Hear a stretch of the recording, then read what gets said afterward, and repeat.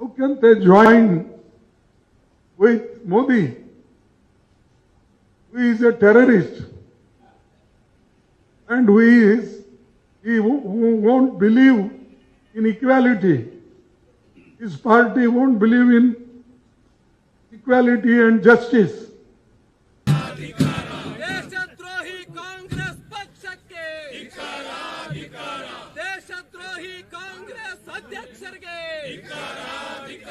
ದೇಶದ್ರೋಹಿ ಕಾಂಗ್ರೆಸ್ನ all India ಅಧ್ಯಕ್ಷರಿಗೆ ದೇಶ್ ಮಾತಾ ಕಿ ಭಾರತ್ ಮಾತಾ ಕಿ ಭಯೋತ್ಪಾದಕ ಎಂದು ಕರೆದ ಮಲ್ಲಿಕಾರ್ಜುನ ಖರ್ಗೆ ಅವರಿಗೆ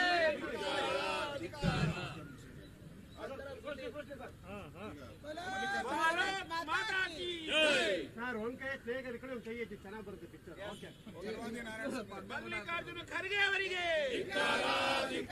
ಭ್ರಷ್ಟ ಖರ್ಗೆ ಅವರಿಗೆ ಉದ್ದೇಶಿಸಿ ನಮ್ಮ ವಿಧಾನ ಪರಿಷತ್ತಿನ ಪ್ರತಿಪಕ್ಷ ನಾಯಕರಾಗಿರ್ತಕ್ಕಂಥ ಚಲವಾದಿ ನಾರಾಯಣ ಸ್ವಾಮಿ ಅವರು ಮಾತಾಡ್ತಾರೆ. ಮಾನ್ಯ ಬಂಧುಗಳೇ, ಎಐಸಿಸಿಯ ಅಧ್ಯಕ್ಷರು ಆಗಿರ್ತಕ್ಕಂಥ ಮಲ್ಲಿಕಾರ್ಜುನ್ ಖರ್ಗೆ ಅವರು ಕರೆದಿರ್ತಕ್ಕಂಥದ್ದು ಇದೊಂದು ಹೇಯ ಕೃತ್ಯ. ಇದು ಯಾವುದೇ ಪ್ರಧಾನಮಂತ್ರಿಯವರನ್ನ ಇಂದಿನವರೆಗೆ ವಿರೋಧ ಪಕ್ಷಗಳಾಗ್ಲಿ ಬೇರೆ ಯಾರೇ ಆಗಲಿ ಇಷ್ಟೊಂದು ಕೆಟ್ಟ ಪದಗಳ ಬಳಕೆ ಮಾಡಿರ್ತಕ್ಕಂಥದ್ದು ಪ್ರಥಮ. ಅಂದಮೇಲೆ ಈಗ ಇದು ಕಾಂಗ್ರೆಸ್ ಸಂಸ್ಕೃತಿಯ ಅಥವಾ ಮಾನ್ಯ ಮಲ್ಲಿಕಾರ್ಜುನ್ ಖರ್ಗೆ ಅವರೇ ಈ ರೀತಿ ಬೇಕಂತಲೇ ಮಾತಾಡಿದ್ದಾರಾ ಅಥವಾ ಸೋನಿಯಾ ಗಾಂಧಿ ಅವರು ರಾಹುಲ್ ಗಾಂಧಿ ಅವರು ಖರ್ಗೆ ಅವರ ಬಾಯಿಂದ ಈ ಮಾತುಗಳನ್ನು ಆಡಿಸಿದ್ದಾರಾ ಅಂತಕ್ಕಂಥದ್ದನ್ನ ಇವತ್ತು ದೇಶದ ಜನ ಯೋಚನೆ ಮಾಡಬೇಕು. ನಾವು ಕೂಡ ಖರ್ಗೆ ಅವರನ್ನ ಕಂಡವರೇ. ಈ ಕರ್ನಾಟಕದ ಬಾರ್ಡರ್ ಅನ್ನ ದಾಟುವವರೆಗೆ ಬಹಳ ಮುತ್ಸದ್ದಿ ರಾಜಕಾರಣಿ ಅಂದುಕೊಂಡಿದ್ವಿ. ಇವತ್ತು ಅವರು ದೇಶದ ಪ್ರಧಾನಮಂತ್ರಿಯನ್ನ ವಿಷ ಸರ್ಪಕ್ಕೆ ಹೋಲಿಸಿದರು. ಭಾರತೀಯ ಜನತಾ ಪಕ್ಷ ಮತ್ತು ಆರ್ಎಸ್ಎಸ್ ಅನ್ನ ವಿಷ ಸರ್ಪಗಳು ಅವರನ್ನ ಕೊಂದುಬಿಡಿ ಅಂತ ಹೇಳಿ ಒಂದು ಸಮುದಾಯವನ್ನ ಎತ್ತಿಕಟ್ಟುವ ಕೆಲಸವನ್ನು ಮಾಡಿದರು. ಇವತ್ತು ಭಯೋತ್ಪಾದಕರ ಪ್ರಧಾನಮಂತ್ರಿ ಅಂತಕ್ಕಂಥ ಮಾತನ್ನು ಹೇಳಿದ್ದಾರೆ. ಆದ್ರೆ ನಾನು ಹೇಳಲಿಕ್ಕೆ ಬಯಸ್ತೇನೆ, ಇದು ನಿಮ್ಮ ಮುತ್ಸದ್ದಿತನವಾ? ನೀವು ಇದು ಜನರಿಗೆ ಕಲಿಸಿಕೊಡ್ತಕ್ಕಂಥ ಪಾಠವಾ? ಇದು ನಿಮ್ಮ ಮಗ ಅನನುಭವಿ ಇದ್ರು, ಅವರೇನು ಮಾಡ್ತಿದ್ರು, ಇಷ್ಟ ಬಂದ ರೀತಿಯಲ್ಲಿ ಮಾತಾಡ್ತಿದ್ರು. ಯಾಕೆಂತಂದ್ರೆ ಅವರಿಗೆ ಅನುಭವದ ಕೊರತೆ ಇರಬಹುದು. ಆದ್ರೆ ಈಗ ನೀವು ಬೇವಿನಕಾಯಿಗೆ ಆಗಲಕಾಯಿ ಸಾಕ್ಷಿ ಅನ್ನೋ ರೀತಿಯಲ್ಲಿ ನೀವು ಕೂಡ ಅದೇ ಹಾದಿಯನ್ನ ತುಳಿದಿದ್ದೀರಿ ಅಂತಂದ್ರೆ ನಿಮಗೆ ಪ್ರೇರೇಪಣೆ ನಿಮ್ಮ ಮಗ ಪ್ರೇರೇಪಣೆಯ ಅಥವಾ ಕಾಂಗ್ರೆಸ್ ಪ್ರೇರೇಪಣೆಯ? ಇಂತಹ ತುಚ್ಛ ಮಾತುಗಳು ನಿಮ್ಮ ಬಾಯಿಂದ ಹೇಗೆ ಬರಲಿಕ್ಕೆ ಸಾಧ್ಯ ಆಯಿತು? ಗುಜರಾತ್ನವರೆಲ್ಲರೂ ಅನಕ್ಷರಸ್ಥರು ಅಂದ್ರಿ, ಅಲ್ಲಿ ವಿರೋಧ ವ್ಯಕ್ತ ಮಾಡಿದ ಮೇಲೆ ಕ್ಷಮೆ ಕೇಳ್ತೀರಿ. ಏನು ನಿಮ್ಮ ಈ ಪರಿಸ್ಥಿತಿ? ನಿಮ್ಮಿಂದ ನೀವು ಕರ್ನಾಟಕದವರು ಆಗಿರೋದ್ರಿಂದ ಇದು ಕರ್ನಾಟಕಕ್ಕೂ ಕೂಡ ಅಪಮಾನ, ಈ ದೇಶದ ರಾಜಕಾರಣಕ್ಕೂ ಅಪಮಾನ ಅಂತಕ್ಕಂಥ ಮಾತನ್ನ ನಾವು ಹೇಳಲೇಬೇಕಾಗಿದೆ. ಮಾನ್ಯ ಖರ್ಗೆಜಿ ಅವರೇ, ದಯವಿಟ್ಟು ದೇಶದ ಕ್ಷಮೆ ಕೇಳ್ರಿ, ದಯವಿಟ್ಟು ಈ ದೇಶದ ಕ್ಷಮೆ ಕೇಳ್ರಿ. ರಾಜಕಾರಣಕ್ಕಿರ್ತಕ್ಕಂಥ ಗೌರವವನ್ನ ಇವತ್ತು ನೀವು ಕಳೆದಿದ್ದೀರಿ. ವಿರೋಧ ಪಕ್ಷದಲ್ಲಿ ನೀವು ಇರಬಹುದು, ಆದ್ರೆ ನಿಮ್ಮ ಮೂಲಕ ಕಾಂಗ್ರೆಸ್ ಬಾಗಲು ಹಾಕುವ ಕೆಲಸ ಆಗ್ತಾ ಇದೆ, ಅದು ಬೇರೆ ವಿಷಯ. ಆದ್ರೆ ಈ ರೀತಿ ಕೆಟ್ಟ ಪದಗಳನ್ನ ಬಳಕೆ ಮಾಡಿ ರಾಜಕೀಯದ ಕೆಲಸ ಮಾಡ್ತಕ್ಕಂಥ ಪ್ರತಿಯೊಬ್ಬರ ಗೌರವವನ್ನ ನೀವು ಇವತ್ತು ಕಳೆದಿದ್ದೀರಿ. ಆದ್ರಿಂದ ಇಡೀ ದೇಶದಲ್ಲಿ ನಿಮಗೆ ಚೀಮಾರಿ ಹಾಕತಕ್ಕಂಥ ಕೆಲಸವನ್ನ ಇವತ್ತು ಜನ ಮಾಡ್ತಿದ್ದಾರೆ. ಆದ್ರಿಂದ ತಕ್ಷಣ ದೇಶದ ಕ್ಷಮೆ ಕೇಳಬೇಕು ಅಂತ ಹೇಳಿ ನಾನು ಆಗ್ರಹ ಪಡಿಸ್ತೇನೆ. ನಮಸ್ಕಾರ. ಸಂಸ್ಕೃತಿಹೀನ ಕಾಂಗ್ರೆಸ್ ಪಕ್ಷಕ್ಕೆ ಇವತ್ತು ಅಪರಾಧಿ ಸ್ಥಾನದಲ್ಲಿ ನಿಂತಿರುವಂತದ್ದು ಕಾಂಗ್ರೆಸ್ಸಿನ ಅಧ್ಯಕ್ಷರಾದಂಥ ಮಲ್ಲಿಕಾರ್ಜುನ್ ಖರ್ಗೆ ಅವರು. ದೇಶದ 140 ಕೋಟಿ ಜನಗಳನ್ನ ಪ್ರತಿನಿಧಿಸ್ತಾ ಇರ್ತಕ್ಕಂಥ ನರೇಂದ್ರ ಮೋದಿ ಬಗ್ಗೆ ಭಯೋತ್ಪಾದಕರ ಪದವನ್ನು ಉಪಯೋಗ ಮಾಡಿ ಇಡೀ ದೇಶಕ್ಕೆ ಅವಮಾನ ಮಾಡಿದ್ದಾರೆ. ಯಾರು ಈ ದೇಶದಲ್ಲಿ ಭಯೋತ್ಪಾದನೆ ನಿರ್ಮೂಲನೆ ಮಾಡಬೇಕು ಅಂತ ನಿರಂತರವಾಗಿ ಹೋರಾಟ ಮಾಡ್ತಾ ಇದ್ದಾರೆ, ಪುಲ್ವಾಮಾ ದಾಳಿಯ ವಿರುದ್ಧವಾದಿ ಧ್ವನಿ ಎತ್ತಿ ಪಾಕಿಸ್ತಾನವನ್ನ ನಡುಗುವಂತ ರೀತಿ ಮಾಡಿದರೆ, ಯಾವ ನಕ್ಸಲ್ವಾದ ಇತ್ತು ಇಡೀ ದೇಶದಲ್ಲಿ ಆ ನಕ್ಸಲ್ವಾದವನ್ನ ಮಟ್ಟ ಹಾಕಿದರೆ ಅಂತ ವ್ಯಕ್ತಿ ಬಗ್ಗೆ ಇವತ್ತು ಕಾಂಗ್ರೆಸ್ಸಿನ ಅಧ್ಯಕ್ಷರಾಗಿ ಮಲ್ಲಿಕಾರ್ಜುನ ಖರ್ಗೆ ಮಾತಾಡಿರುವಂತದ್ದು ಅಕ್ಷಮ್ಯ ಅಪರಾಧ. ಇವತ್ತು ಕಾಂಗ್ರೆಸ್ ಪಾರ್ಟಿ ಯಾರ ಪರವಾಗಿದೆ? ಕರ್ನಾಟಕದಲ್ಲಿ ಮಂಗಳೂರಲ್ಲಿ ಕುಕ್ಕರ್ ಬ್ಲಾಸ್ಟ್ ಮಾಡಕ್ಕೆ ಹೊರಟಿದ್ರು, ನೂರಾರು ಜನ ಹಿಂದೂಗಳನ್ನ ಕೊಲ್ಲಕ್ಕೆ ಹೊರಟಿದ್ರು. ಅವರನ್ನ ನೀವೇನು ಹೇಳಿದ್ರಿ? ನಮ್ಮ ಬ್ರದರ್ಸ್ ಅಂತ ಹೇಳಿದ್ರಿ. ಇದೇ ವಿಧಾನಸೌಧದಲ್ಲಿ ಖರ್ಗೆ ಅವರ ರೈಟ್ ಹ್ಯಾಂಡ್ ರಾಜ್ಯಸಭಾ ಸದಸ್ಯ ಪಾಕಿಸ್ತಾನ ಜಿಂದಾಬಾದ್ ಅಂದ್ರಿ. ನಿಮ್ ಬಾಯಲ್ಲಿ ಒಂದು ನುಡಿ ಮುತ್ತುವಂತ ಒಂದು ಮಾತು, ಪಾಕಿಸ್ತಾನದ ಜಿಂದಾಬಾದ್ ಅಂದಿದ್ಕೆ ಒಂದು ಮಾತು ಖಂಡನ ಹೇಳಿಕೆ ಖರ್ಗೆಯಿಂದ ಬಂತ? ಬರಲೇ ಇಲ್ಲ. ಇವತ್ತು ಬಾಂಬೆಯಲ್ಲಾದಂತ ತಾಜ್ ಹೋಟೆಲ್ ಮೇಲೆ ದಾಳಿ ಆಯ್ತು. ಆ ಕಾಂಗ್ರೆಸ್ ಅವ್ರು ಏನ್ ಮಾಡಿದ್ರಿ? ನೀವು ಕೈ ಕಟ್ಕೊಂಡು ಕೂತಿದ್ರಿ. ಇವತ್ತು ಇಷ್ಟೆಲ್ಲ ಘಟನೆ ಆದರೂ ಕೂಡ ಭಯೋತ್ಪಾದಕರ ಬಗ್ಗೆ ಬಹಳ ಸಾಫ್ಟ್ ನಿಲುವನ್ನ, ಬಹಳ ಮೃದು ನಿಲುವನ್ನ ತಾಳ್ತಾ ಇರುವಂತದ್ದು ಕಾಂಗ್ರೆಸ್. ಯಾವುದೇ ಭಯೋತ್ಪಾದನೆ ದಾಳಿ ಆದಾಗೂ ಕೂಡ ಖಂಡಿಸೋದರಲ್ಲೂ ಬಹಳ ಹಿಂದೆ ಮುಂದೆ ನೋಡುವಂತ ಕಾಂಗ್ರೆಸ್ ಇವತ್ತು ಭಯೋತ್ಪಾದನೆ ವಿರುದ್ಧ ಹೋರಾಟ ಮಾಡ್ತಾ ಇರೋ ಮೋದಿ ಬಗ್ಗೆ ಭಯೋತ್ಪಾದಕ ಅನ್ನೋ ಪದ ಉಪಯೋಗ ಮಾಡಿ ಇಡೀ ದೇಶಕ್ಕೆ ದ್ರೋಹ ಬಗೆದಿರ. ನೀವು ಕಾಂಗ್ರೆಸ್ ಪಾರ್ಟಿ ಅಧ್ಯಕ್ಷರಾಗಿರಕ್ಕೂ ನಾಲಾಯಕ್. ಕಾಂಗ್ರೆಸ್ ಪಾರ್ಟಿಗೆ ಮಾನ ಮರ್ಯಾದೆ ಇದ್ರೆ ಅವರನ್ನ ಅಲ್ಲಿಂದ ವಜಾ ಮಾಡಬೇಕು. ದೇಶದ ಜನರ ಮುಂದೆ ಕ್ಷಮಾಪಣೆ ಕೇಳಬೇಕು. ಅದಕ್ಕೆ ಸಬೂಬ್ ಹೇಳ್ತಾ ಇದ್ದಾರೆ. ಏನು? ಮಾಧ್ಯಮದವ್ರು ತಪ್ಪತ್ತೆ, ಮಾಧ್ಯಮದವ್ರು ತಿರ್ಚಾಕ್ಬಿಟ್ಟಿದಾರಂತೆ, ಮಾಧ್ಯಮದವರು ಸುಳ್ಳು ಸುದ್ದಿಯನ್ನ ಮಾಡ್ತಾ ಇದ್ದಾರೆ. ಸ್ವಾಮಿ, ಸುಳ್ಳು ಹೇಳ್ತಾ ಇರೋದು ನೀವು. ಎಲೆಕ್ಟ್ರಾನಿಕ್ ಮೀಡಿಯಾ ಎಲ್ಲ ಕವರ್ ಔಟ್ ಇದೆ. ನೀವು ಹೇಳಿರುವಂತದ್ದು ಇದೊಂದು ಫಸ್ಟ್ ಅಲ್ಲ. ನೀವು ಈಗಾಗಲೇ ನಾರಾಯಣ ಸ್ವಾಮಿ ಅವರು ಹೇಳಿದ್ದಾರೆ, ನೀವು ಹೇಳಿರೋದು ಇದುವರೆಗೂ ಎಲ್ಲಾನು ಕೂಡ ಹೇಳೋದು ಆಮೇಲೆ ವಾಪಸ್ ತಗೊಳೋದು, ಹೇಳೋದು ಆಮೇಲೆ ವಿಷಾದ ಎಕ್ಸೋದು, ಹೇಳೋದು ಮಾಧ್ಯಮದವ್ರು ತಪ್ಪು ಅಂತ ಹೇಳೋದು. ಇದು ನಿಮ್ ಚಾಳಿ ಆಗೋಟಿದೆ. ನನ್ಗನ್ಸತ್ತೆ ನಿಮ್ಗೆಲ್ಲೋ ಕರ್ನಾಟಕದ ಮುಖ್ಯಮಂತ್ರಿ ಆಗಬೇಕು ಅಂತ ಕನಸಿತ್ತನೋ, ಅದಕ್ಕೆ ಎಲ್ಲೋ ಯಾರೋ ಎಳ್ಳು ನೀರು ಹಾಕಿರ್ಬೇಕು. ನಿಮ್ಗೆ ಬುದ್ಧಿ ಭ್ರಮಣೆ ಆಗೋಟಿದೆ ನಿಮ್ಗೆ. ಅಲ್ಲಿ ಕೇಂದ್ರದಲ್ಲೂ ಇನ್ನ 20 ವರ್ಷ ಹೋದ್ರೂ ನೀವು ಅಧಿಕಾರಕ್ಕೆ ಬರಲ್ಲ. ಅದರಿಂದ ರಾಜ್ಯದಲ್ಲೂ ನಿಮ್ಗೆ ಕೊನೆ ಎಳೆದ್ಬಿಟ್ಟಿದ್ದಾರೆ ಕಾಂಗ್ರೆಸ್ ಪಾರ್ಟಿ. ಭ್ರಮನಿರಸನಾಗಿ ಈ ರೀತಿ ಹೇಳಿಕೆ ಕೊಡ್ತಾ ಇದ್ದೀರಾ. ಇದು ದ್ರೋಹ. ಇದು ದ್ರೋಹ, ರಾಜ್ಯದ ದೇಶದ ಜನತೆಗೆ ದ್ರೋಹ ಬಗೆದಂತ ಹೇಳಿಕೆ. ಕೂಡಲೇ ದೇಶದ ಮುಂದೆ ಕ್ಷಮಾಪಣೆ ಕೇಳಬೇಕು ಅನ್ನೋ ಆಗ್ರಹವನ್ನ ಮಾಡ್ತಾ ಇದ್ದೀವಿ. ಮನ ಬಂದಂತೆ ಮಾತನಾಡುವ ಮಲ್ಲಿಕಾರ್ಜುನ್ ಖರ್ಗೆ ಅವರಿಗೆ, ಮನ ಬಂದಂತೆ ದೇಶದ್ರೋಹಿತನವನ್ನ ಮಾಡುತ್ತಿರುವ ಮಲ್ಲಿಕಾರ್ಜುನ್ ಖರ್ಗೆ ಅವರಿಗೆ ಈಗ ನಮ್ಮ ಕೇಂದ್ರದ ಮಲ್ಲಿಕಾರ್ಜುನ ಖರ್ಗೆ ಅವರು ಒಬ್ಬ ಹಿರಿಯ ರಾಜಕಾರಣಿ. ಮಲ್ಲಿಕಾರ್ಜುನ ಖರ್ಗೆ ಅವರು ದೇಶದಲ್ಲಿ ಕಾಂಗ್ರೆಸ್ ಪಕ್ಷದ ಅಧ್ಯಕ್ಷರ ಆದ ಮೇಲೆ ತಮ್ಮ ಮಾನಸಿಕ ಸೀಮಿತವನ್ನ ಕಳ್ಕೊಂಡಿದ್ದಾರೆ. ಅವ್ರದ್ದು ಒಂದೇ ಗುರಿ ಇರುವಂತದ್ದು, ರಾಹುಲ್ ಗಾಂಧಿಗೆ ತೃಪ್ತಿಪಡಿಸಬೇಕು, ತಾನು ಅಧ್ಯಕ್ಷನಾಗಿ ಮುಂದುವರಿಬೇಕು, ತನ್ನ ಮಗನು ರಾಜಕಾರಣದಲ್ಲಿ ದೊಡ್ಡ ಜಾಗಕ್ಕೆ ಏರಬೇಕು. ಇದು ಎರಡನೇ ಗುರಿ ಅವ್ರದ್ದು. ಆ ಗುರಿಯನ್ನು ಸಾಧಿಸುವುದಕ್ಕಾಗಿ ಅವ್ರು ಏನ್ ಬೇಕಾದ್ರೂ ಮಾತಾಡ್ತಾರೆ ಅನ್ನುವಂಥ ಸ್ಥಿತಿ ಇವತ್ತು ನಿರ್ಮಾಣ ಆಗಿದೆ. ಪಾರ್ಲಿಮೆಂಟಿನ ಒಳಗೂ ಮಾತಾಡ್ತಾರೆ, ಪಾರ್ಲಿಮೆಂಟಿನ ಹೊರಗೂ ಮಾತಾಡ್ತಾರೆ. ಅವರ ನಾಯಕ ರಾಹುಲ್ ಗಾಂಧಿ ಅವರು ವಿದೇಶದಲ್ಲೂ ಭಾರತ ವಿರೋಧಿ ಹೇಳಿಕೆ ಕೊಡ್ತಾರೆ.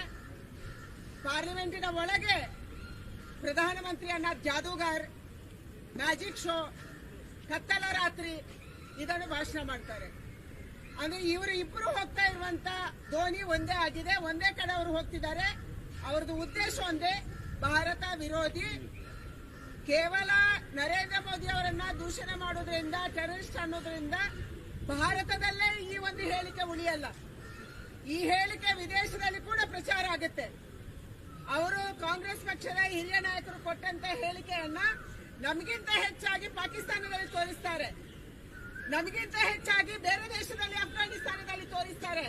ಯಾಕೆಂದ್ರೆ ಅವರೆಲ್ಲರಿಗೂ ಬೇಕಾಗಿರುವಂತದ್ದು ಮೋದಿಯನ್ನ ಡೌನ್ ಮಾಡುವಂತದ್ದು ವಿದೇಶಿಯರಿಗೆ. ಅದೇ ಒಂದು ಕೆಲಸವನ್ನ ಇವತ್ತು ಕುಮ್ಮಕ್ಕು ಕೊಡುವಂತ ಕೆಲಸವನ್ನ ರಾಹುಲ್ ಗಾಂಧಿ ಅವರು ಮತ್ತು ಮಲ್ಲಿಕಾರ್ಜುನ ಖರ್ಗೆ ಅವರು ದೇಶದಲ್ಲಿ ಮತ್ತು ವಿದೇಶದಲ್ಲಿ ಮಾಡ್ತಾ ಇದ್ದಾರೆ. ಇವರು ವಿದೇಶಿ ಏಜೆಂಟ್ ಆಗಿ ನಡ್ಕೊಂತಿದ್ದಾರೆ, ಸೊರೋಸಿದ ಏಜೆಂಟ್ ಆಗಿ ನಡ್ಕೊಂತ ಇದ್ದಾರೆ. ಜಾರ್ಜ್ ಸೊರೋಸಿದ ಏಜೆಂಟ್ ಯಾರು ಅಂತಂದ್ರೆ ಅದು ಇವತ್ತು ರಾಹುಲ್ ಗಾಂಧಿ ಅವರು, ಮಲ್ಲಿಕಾರ್ಜುನ್ ಖರ್ಗೆ ಅವರು ಅವರ ಹೇಳಿಕೆಗೆ, ಅವರ ಮಾನಸಿಕತೆಗೆ ತಕ್ಕಂತೆ ಇವರು ಕುಣಿಯುವಂತ ಕೆಲಸ ಇವತ್ತು ಭಾರತದಲ್ಲಿ ಆಗ್ತಾ ಇದೆ. ಮೊನ್ನೆ ಏನ್ ಹೇಳಿದ್ರು, ಮುಸಲ್ಮಾನರನ್ನ ಒಂದು ಸಮುದಾಯವನ್ನ ತೃಪ್ತಿ ಮಾಡೋದಕ್ಕಾಗಿ ಅವರ ಸಭೆಯಲ್ಲಿ ಹೇಳ್ತಾರೆ, ನೀವು ನಮಾಜ್ ಮಾಡ್ತೀರಾ, ನಮಾಜಿನ ಸಂದರ್ಭದಲ್ಲಿ ವಿಷದ ಹಾವು ಬಂದ್ರೆ ಅದನ್ನು ಒಡೆದು ಸಾಯಿಸ್ತೀರಾ ನಮಾಜಿಂದ ಎದ್ದು. ಅದೇ ರೀತಿ RSS ಮತ್ತು ಬಿಜೆಪಿ ಅವರನ್ನ ನೀವು ಹೊಡಿಬೇಕು ಅನ್ನುವಂಥದ್ದನ್ನು ಹೇಳ್ತಾರೆ. ಅಂದ್ರೆ ಇವರು ಅಟೆಂಪ್ಟ್ ಟು ಮರ್ಡರ್, ಈ ಕೇಸನ್ನು ಅವರ ಮೇಲೆ ಹಾಕಬೇಕು. RSS ಅವರನ್ನ, ಬಿಜೆಪಿ ಅವರನ್ನ ಹೊಡೆದು ಸಾಯಿಸಿ, ಅಂದ್ರೆ ದೇಶದಲ್ಲಿ ದಂಗೆ ಎಬ್ಬಿಸುವಂತ ಒಂದು ವ್ಯವಸ್ಥಿತ ಷಡ್ಯಂತ್ರ ಇದು. ಕರ್ನಾಟಕದ ಒಬ್ಬ MLC ವಿಧಾನ ಪರಿಷತ್ತಿನ ಸದಸ್ಯ ಹೇಳಿದ್ರು, ಬಾಂಗ್ಲಾದ ರೀತಿಯಲ್ಲಿ ದಂಗೆ ಕರ್ನಾಟಕದಲ್ಲಿ, ಭಾರತದಲ್ಲಿ ಆಗ್ಬೇಕನ್ನುವಂತ ಮಾತನ್ನು ಹೇಳಿದ್ದು. ಅದರ ಮುಂದುವರಿದ ಭಾಗವನ್ನ ಇವತ್ತು ಮಲ್ಲಿಕಾರ್ಜುನ ಖರ್ಗೆ ಅವರು ಹೇಳ್ತಾ ಇದ್ದಾರೆ, ಅದರ ಮುಂದುವರಿದ ಭಾಗವನ್ನ ರಾಹುಲ್ ಗಾಂಧಿ ಅವರು ಹೇಳ್ತಾ ಇದ್ದಾರೆ. ದೇಶದ ಪ್ರಧಾನಿಯವನ್ನ ಟೆರರಿಸ್ಟ್ ಅಂತ ಹೇಳಿರುವಂತದ್ದು ಇದು ನಮ್ಮ ದೇಶದಲ್ಲಿ ಮಾತ್ರ ಹಾಗೆ ಹೇಳಿ ಉಳ್ಕೊಳ್ಳಕ್ಕೆ ಸಾಧ್ಯ. ಯಾವುದೇ ದೇಶದ ಪ್ರಧಾನಿಯನ್ನ ಆ ದೇಶದ ಜನ ಆ ರೀತಿ ಕರೆಯಲ್ಲ. ಯಾಕಂದ್ರೆ ದೇಶದ ಪ್ರಧಾನಿ ದೇಶಕ್ಕೆ ಪ್ರಧಾನಿ, ಅವ್ರು ಯಾವುದೋ ಒಬ್ಬ ಪಕ್ಷದ ನಾಯಕ ಅಲ್ಲ. ಮನಮೋಹನ್ ಸಿಂಗ್ ಇದ್ದಾಗ ಮನಮೋಹನ್ ಸಿಂಗ್ ಕೇವಲ ಕಾಂಗ್ರೆಸ್ಸಿನ ನಾಯಕ ಆಗಿರ್ಲಿಲ್ಲ, ಅವರು ದೇಶದ ಪ್ರಧಾನಿ ಆಗಿದ್ರು. ಅವರಿಗೆ ಸಿಗುವ ಗೌರವ ದೇಶಕ್ಕೆ ಸಿಗುವ ಗೌರವ, ಅವರಿಗೆ ಆಗುವಂತ ಅವಮಾನ ಅದು ದೇಶಕ್ಕೆ ಆಗುವ ಅವಮಾನ ಅಂತ ನಾವು ಅನ್ಕೊಂತ ಇದೀವಿ. ಆದ್ರೆ ಕಾಂಗ್ರೆಸ್ ಅವರು ಕೇವಲ ರಾಜಕಾರಣ ಮಾತ್ರ ನೋಡ್ತಾ ಇದ್ದಾರೆ, ಪಕ್ಷ ರಾಜಕಾರಣ ನೋಡ್ತಾ ಇದ್ದಾರೆ. ತನಗೆ ಕುರ್ಚಿ ಸಿಕ್ಕಿಲ್ಲ ಅಂದ್ರೆ ಎಲ್ಲರೂ ಭಯೋತ್ಪಾದಕರು, ತನಗೆ ಕುರ್ಚಿ ಸಿಕ್ಕರೆ ಎಲ್ಲವೂ ಸರಿ ಇದೆ. ಇದು ಕಾಂಗ್ರೆಸ್ಸಿನ ಮಾನಸಿಕತೆ, ದೇಶ ವಿರೋಧಿ ಮಾನಸಿಕತೆಯನ್ನು ಇವತ್ತು ಕಾಂಗ್ರೆಸ್ ತೋರಿಸ್ತಾ ಇದೆ. ಅದಕ್ಕಾಗಿ ಇವತ್ತು ಮಲ್ಲಿಕಾರ್ಜುನ ಖರ್ಗೆ ಅವರು ಪದೇ ಪದೇ ದೇಶದ ಪ್ರಧಾನಿಗೆ ಅವಮಾನ ಮಾಡುವಂತದ್ದು, ದೇಶದ ರಾಷ್ಟ್ರೀಯ ಸಂಘಟನೆಗಳಿಗೆ, ಭಾರತೀಯ ಜನತಾ ಪಾರ್ಟಿಗೆ ಅವಮಾನ ಮಾಡುವಂತದನ್ನು ಮಾಡ್ತಾ ಇದ್ದಾರೆ. ಒಡೆದು ಸಾಯಿಸಿ ಅನ್ನುವಂತ ಪದಕ್ಕಿಂತ ದೊಡ್ಡ ಪದ, ಚಿಕ್ಕ ಪದ ಯಾವುದು? ಇನ್ನು ಟೆರರಿಸ್ಟ್ ಅನ್ನುವಂತ ಪದಕ್ಕಿಂತ ಕೆಟ್ಟ ಪದ ಇನ್ಯಾವುದು? ದೇಶದ ಪ್ರಧಾನಿಗೆ ಈ ರೀತಿ ಹೇಳಿ ಇವತ್ತು ಅದನ್ನ ವಿಡ್ರಾ ಮಾಡಕ್ಕೆ ನೋಡ್ತಾ ಇದ್ದಾರೆ. ಇದನ್ನ ದೇಶದ ಜನ ಒಪ್ಪಲ್ಲ.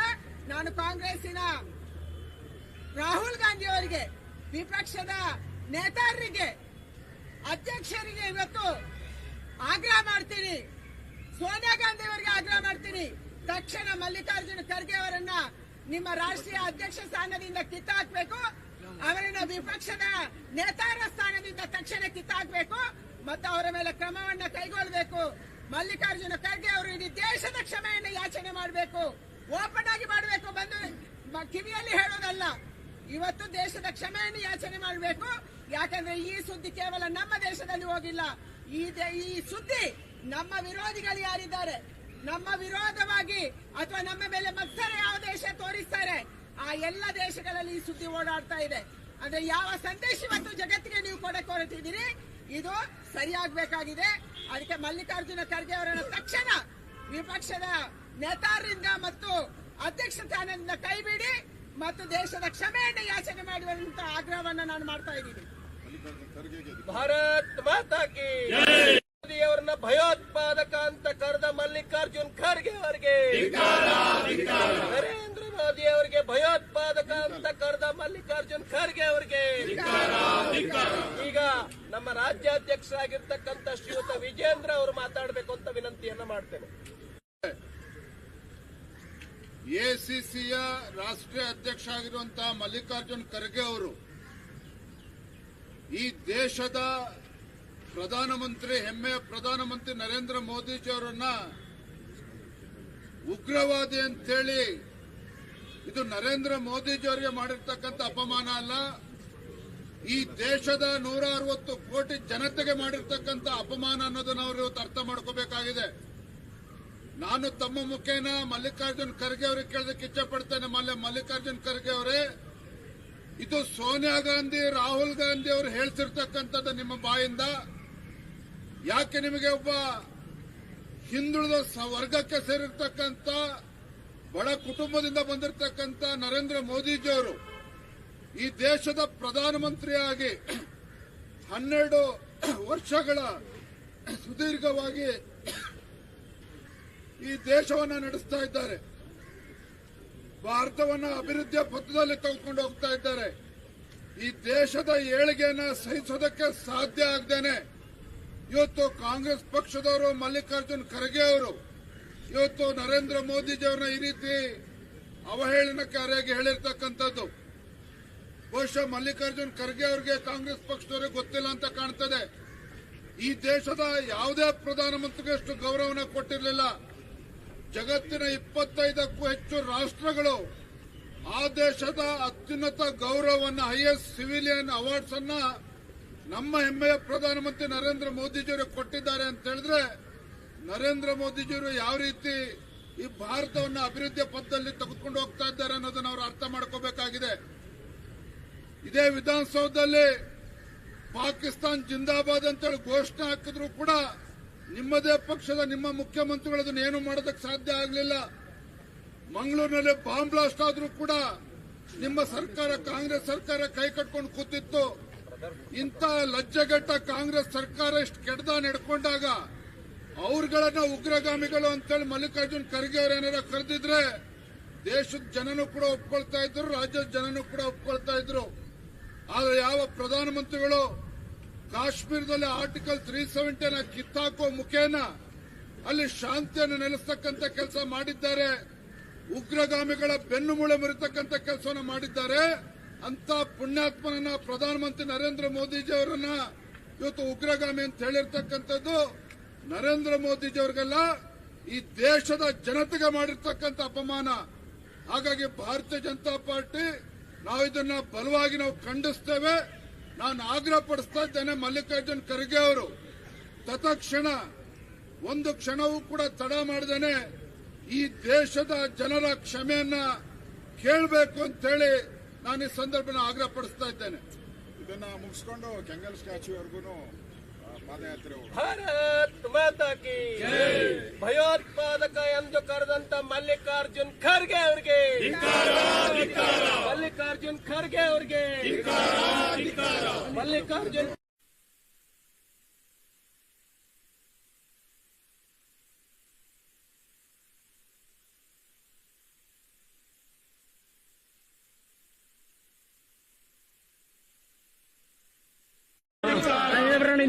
ಖರ್ಗೆ ಅವರಿಗೆ ಕಾಂಗ್ರೆಸ್ನವರಿಗೆ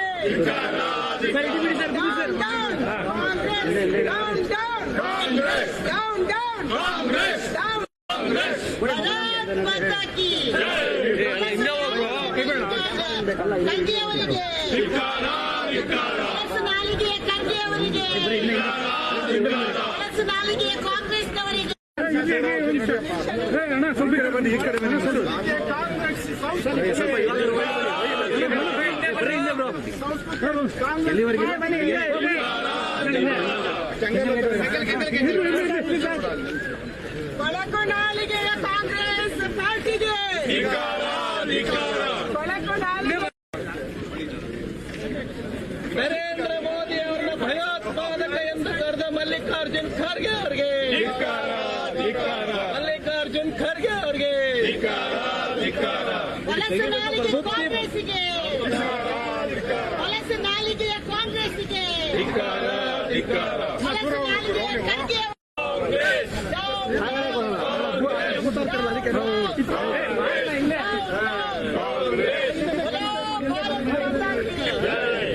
ಭಯೋತ್ಪಾದಕರನ್ನ ಬ್ರದರ್ಸ್ ಎಂದು ಕರೆದಂತ ಕಾಂಗ್ರೆಸ್ ಪಾರ್ಟಿಗೆ ಭಾರತ್ ಮಾತಾ ಕಿ ಮಾನ್ಯ ನರೇಂದ್ರ ಮೋದಿ ಅವರಿಗೆ, ಮಾನ್ಯ ನರೇಂದ್ರ ಮೋದಿ ಅವರಿಗೆ ಧನ್ಯವಾದಗಳು. ರಾಜಧಾರಿ ಟಿವಿ, ಅಡೆತಡೆ ಇಲ್ಲದ ಪ್ರಜಾದಾರಿ.